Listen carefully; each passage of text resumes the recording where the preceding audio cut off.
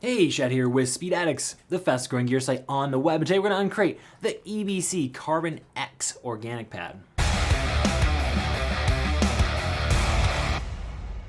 What's up, SpeedX fam? Before we get into another off-road pad from the folks at EBC, do us both a favor. Subscribe to that Speed Addicts channel.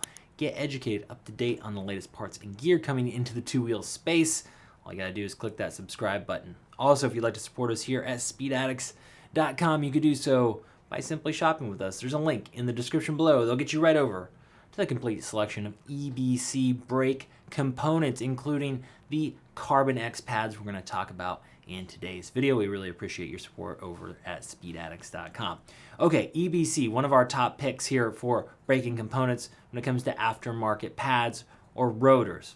I've personally been using EBC on all my machines for essentially my entire riding career, and it's not any different in the dirt. Okay, so we're talking about dirt pads today. They have several different brake pad compounds for the dirt. This one is their only organic compound, and it is called the Carbon X. It's made of aramid fibers, carbon graphite, and it's going to give you a real nice feel with minimal heat transfer, but it's going to wear down faster than a metallic pad, or what we call a sintered pad. That means that it's made from metallic dust that's been superheated. And those pads work great in the mud, in the wet. They last longer. So if you're riding in the mud, the wet, you're worried about brake pad wear, then the sintered pads are for you. If your brake pads are glowing red hot during trail braking, you want a nice soft organic feel to the brakes, but you're not concerned about that premature brake pad wear that comes with organic compounds, then you should consider the Carbon X. In Europe, they call it the TT pad. EBC's been making it for quite a while, and this is going to be with a red-backed radiator plate, so that's how you can tell. Otherwise, if you're looking over here, you'll notice there is an X at the end, as in Carbon X. A lot of the EBC brake pads have an FA in the front, but the letters before or after that kind of dictate what the pad is. It actually says carbon down here on it as well. So look for the X.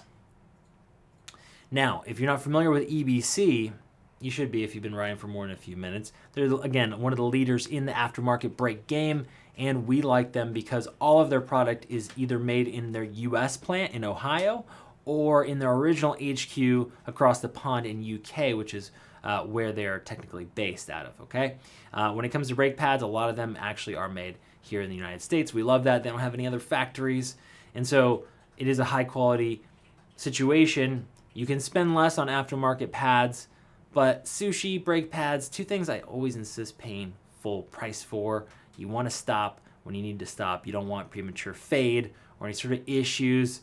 Cheap pads will also tear up rotors and just cost you more money down the road. So brakes, something worth investing in. Now, these pads are made for enduro bikes, motocross bikes, ATVs, and pretty much they're also approved for on-road use. So it's not only off-road. So if you have a dual sport, you're thinking you might want to go with the carbon compound, then you're in great shape. If you're over at speedx.com, you should notice that Shop by Vehicle button. That'll help you get in the right direction when it comes to finding that part number that fits your machine.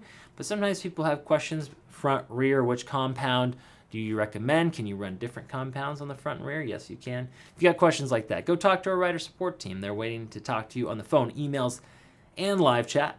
And remember, Speed Addicts, authorized dealer of EBC for about 20 years now, so the best place to grab your brakes. Appreciate y'all for watching. We'll see you next time to find out what's in the crate.